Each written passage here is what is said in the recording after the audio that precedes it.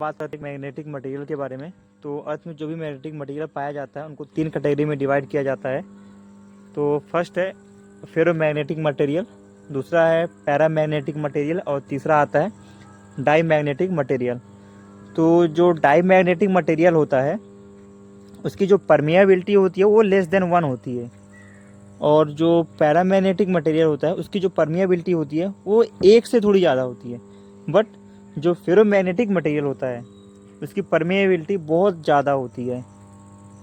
तो इस magnetic property के कारण, यानी कि परमिएबिलिटी के कारण, जो मैग्नेटिक मटेरियल है उसकी परमिएबिलिटी बहुत ज़्यादा हाई होने के कारण ही फेरोमैग्नेटिक मटेरियल का यूज किया जाता है। अब बात कर लेंगे कि फेरोमैग्नेटिक मटेरियल में कौन कौन से मटेरियल आते हैं।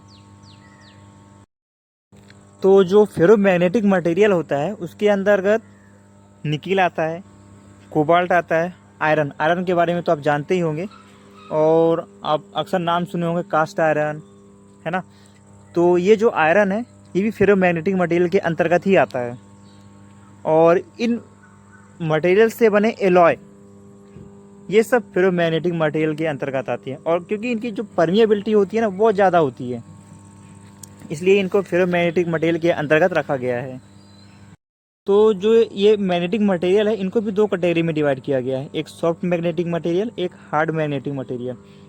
तो जो सॉफ्ट मैग्नेटिक मटेरियल है उसका क्या मतलब होता है।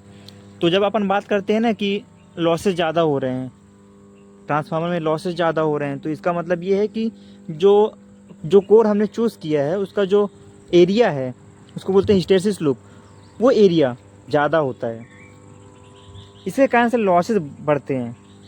क्या होता है कि जैसे ही आप ट्रांसफार्मर की प्राइमरी वाइंडिंग को सप्लाई से कनेक्ट करते हो तो उस वाइंडिंग में करंट फ्लो होने लगता है। अब चूँकि एसी सप्लाई होती है तो चेंजिंग मैग्नेटिक फील्ड बनता है, चेंजिंग मैग्नेटिक फील्ड के कारण ईएमएफ प्रोड्यूस होता है। यहाँ तक तो ठीक था। तो अब देखिएगा थोड़ा सा कि करंट के आने से क्या आया, फ्लक्स। तो जो फ्लक्स की वैल्यू है वो डिपेंड करता है इनपुट करंट पे, और अगर फ्लक्स ज़्यादा होगा तो मैग्नेटिक फ्लक्स डेंसिटी ज़्यादा होगा, क्योंकि मैग्नेटिक फ्लक्स डेंसिटी जो होता है वो फ्लक्स बाई एरिया होता है। अब एक बार कोर बन गया तो एरिया तो फिक्स हो गया, यानी कि फ्लक्स डेंसिटी जो है वो डायरेक्टली प्रोपोर्शनल फ्लक्स है। बट अगर आप करंट को जीरो करते हो, अभी तक आप क्या कर रहे थे, करंट को इंक्रीज कर रहे थे, फ्लक्स इंक्रीज हो रहा था, फ्लक्स डेंसिटी इंक्रीज हो रहा था, बट आप चाहते हो कि करंट को जीरो करो। तो जैसे ही आप करंट को जीरो करते हो तो आपका फ्लक्स डेंसिटी करंट के जीरो होने से जीरो नहीं होता है, वो कुछ ना कुछ वैल्यू में रह जाता है, जिसके कारण जो है हीटिंग होने, मतलब जिसके कारण जो है लॉसेस होते हैं। अब नॉर्मली भी देखते होगे ना कि जैसे आप सप्लाई बंद कर दिए फिर भी ट्रांसफार्मर गर्म रहता है, यानी कि कोर तो हीटअप है ना अभी, तो उस हीटअप के कारण लॉसेस होते रहते हैं। तो ये लॉसेस अपने को नहीं चाहिए होता है।